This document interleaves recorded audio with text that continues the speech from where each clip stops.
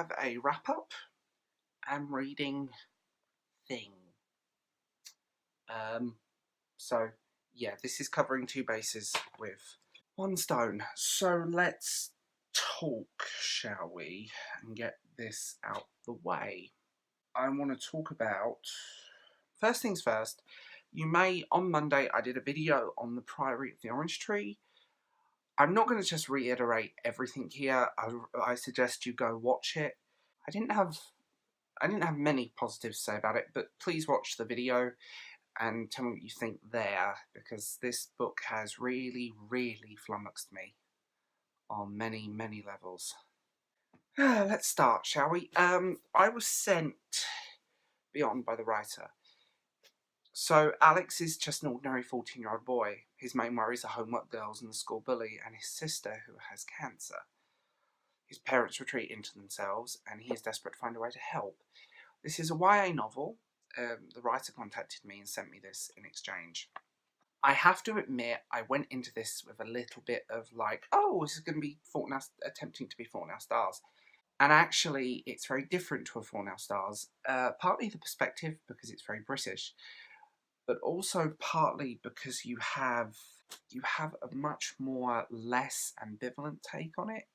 It doesn't feel so romanticised, and the fact that it's from a young guy's perspective is something you don't tend to see in these kind of books. Because I remember the whole cancer book fad, and there was like a whole shelf dedicated to cancer books. This is a brilliant book. It's sad, it's touching, and it hit some heartstrings because I lost one of my best friends to cancer a few years ago when she was 27, and it kind of brought that back, because I'm like, his feelings and his emotions were so close to mine. It was terrifying. And I mentioned that it left me in tears, which she giggled at, and now you're going to watch this and know why. I'm not very good with emotions, but please pick this book up. I think she is a fantastic new voice, and one of those writers, I think, from this as a starting point, she's only going to go up from here, and I can't wait for your next book. And when your next book comes out, please tell me. just tell me. I read Zero Bomb. This was sent to me by the publisher, and it's set in England, it's set in London, and it won a Philip K. Dick Award, which is always good for my liking, because they tend to be books I read. He loses his daughter. He flees to the north of England for London, where he tries to rebuild his life as a cycle courier, delivering documents under the nose of an all-seeing state. It's kind of cyberpunkish, and I don't want to give too much of the story away, but it's set in a world where machines are taking the role of humans. It kind of brings up that utopia-dystopia thing, and what I will say is that it's fantastic. It kind of has this cyberpunk vibe to it. It's not, I wouldn't call it cyberpunk in the conventional sense, it just has that echo of it. The machine versus the man, or vice versa. I'm looking forward to more from this author. He has a book coming out called The Beach in March 2020, so I can't wait for that. This is his debut, and it's definitely an amazing starting point. I love science fiction that's subtle, that's set within the real world and near future, so it doesn't feel like we're Star Trekking across the universe. It feels like we're not far from this world that this takes place in. Quick reread of William Shakespeare's sonnets. I have a lovely little vintage edition that was a Christmas present, and it's just his little sonnets, and I'm always surprised at the slight homoeroticism to some of his work, which is quite fun.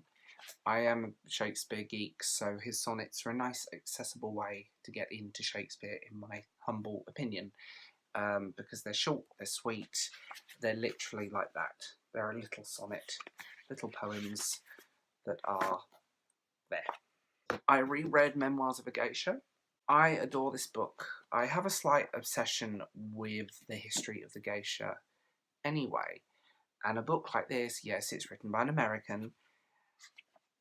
FYI, the Japanese cover of this is rather beautiful, and I would love to get my hands on the Japanese version.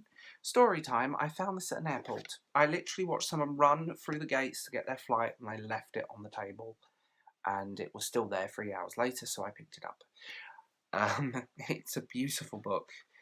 It's sweet, it's charming, it's told from the perspective of a little old lady telling you her life story. So it's sweet, and it has this, it's actually very bittersweet book.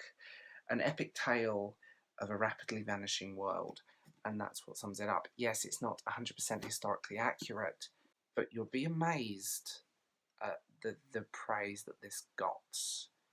And it is a spectacular book, and it's the book that opened my doors into historical fiction, in a way. So there we go. So these are my Amreadings now. So I will be reading both of these Gehinas. Long time ago on my channel, I reviewed The Vagrant, which is the first book in this series.